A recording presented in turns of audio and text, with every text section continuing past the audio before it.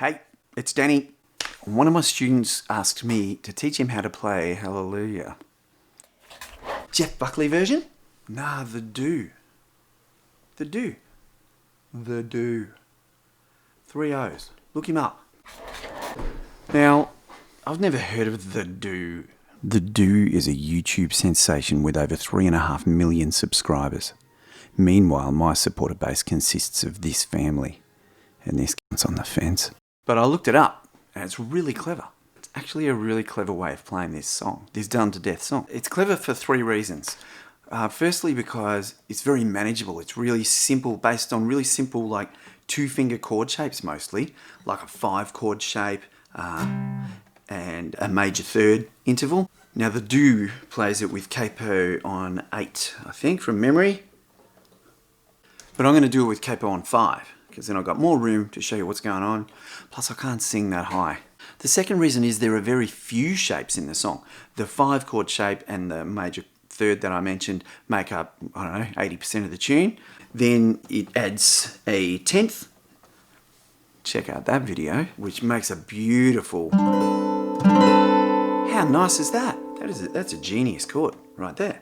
The reason that sounds so beautiful is because there are 2 whole steps right next to each other in that chord. So you've got like your open G string is the 4th of the chord against the 5th, so it's like playing those 2 notes at the same time. And so your open E string and your 10th are the same sort of thing. So you've got this really rich, really dense, beautiful sound. And the third reason that I think it's really clever is something I love, which it breaks a few rules. The main one being when TheDooo plays the diminished chord, he doesn't change the fact that he's got open strings ringing. So played by itself, it actually sounds a bit nasty. That sounds like maybe an out of tune guitar, but you know, it just works beautifully. It's really clever. And, you know, I love things like that. I love a little bit of a jarring sound here and there in my tunes. Another thing I like in a similar vein is when he uses a major third interval for his 5 chord, meaning the 5th chord in the key. It's got the 4th in it as well. So again, there's a lovely dissonance in that. And he includes the 13th in that as well. I mean, that's not an uncommon one. Most of us will use that sort of thing. Anyways, it goes like this. The 4th, the 5th.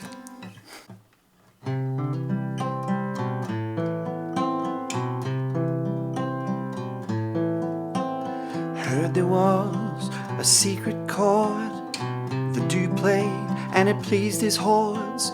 But you don't really care for theory, do ya? Well, it goes like this. The 4th major 7, the 5th with like an 11 and a 13 in it. The minor fall, the major 7 live. He's baffled omegas crying now, how do ya?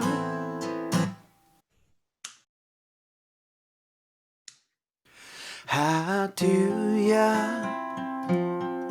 How do ya? How do ya? How?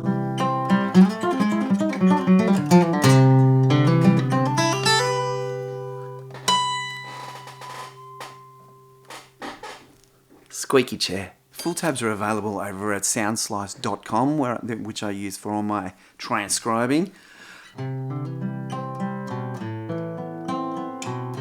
Right, so let's break this thing down just a little bit more really quickly. So I'm just going to talk as if we're in open position. It's less confusing for everyone, or for me anyway. So the song's played in G. I hate saying it when I've got a capo on. Oh, sorry. So G. But TheDooo, he doesn't bother with, you know, this note down here or this one down here. He just pretty much avoids the low E string, to be honest. But even if you do hit it, you've got a little bit more richness in your chord because that's a G6. But anyhow, he's picking the notes out of the chord, basically the 4 top strings. So that's what he uses for his G chord. His C chord is like a 5 chord shape, so you end up with the same note twice there, which is great because it's like real chorus. That's what a chorus effect does. And then you've got your major 7, your open B string. So if you think of an open C major 7 shape, you're adding that note. Ooh, wrong fret. And he uses that 5 chord shape. Really, this is one thing that I love about it, really clever. Slide it back 1 fret, which would be in open position a B5, but that's for our E minor chord.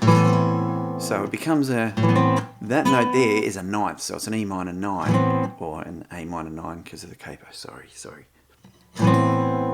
But it's lovely because you get those 2 leading tones from your C chord to your E minor chord.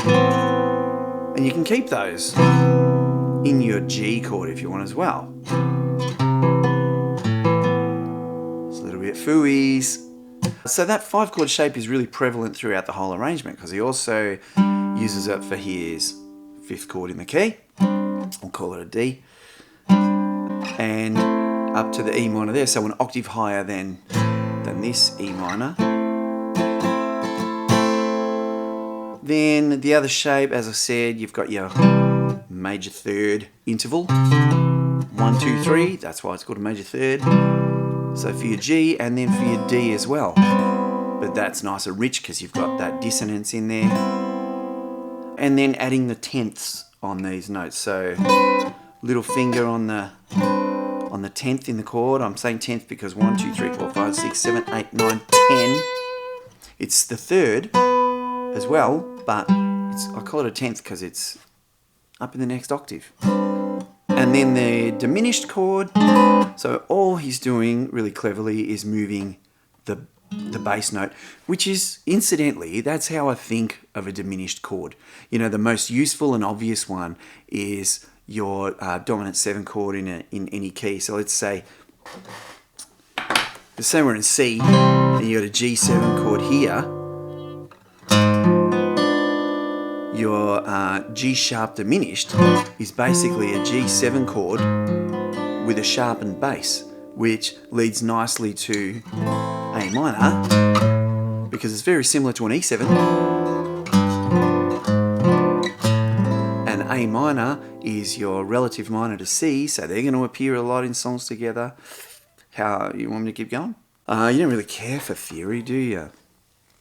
But in this case, there's an interesting 4th going on in that chord as well. So then when we make it a diminished, we've got all sorts of interesting crap going on. Anyway, that's the shapes. Check out the tabs and have fun with it. Please give me a like. Give me a comment if you want me to cover or explain or figure out something else. I love interacting with the world via this medium. Like, comment, subscribe. Please subscribe. See you soon, folks.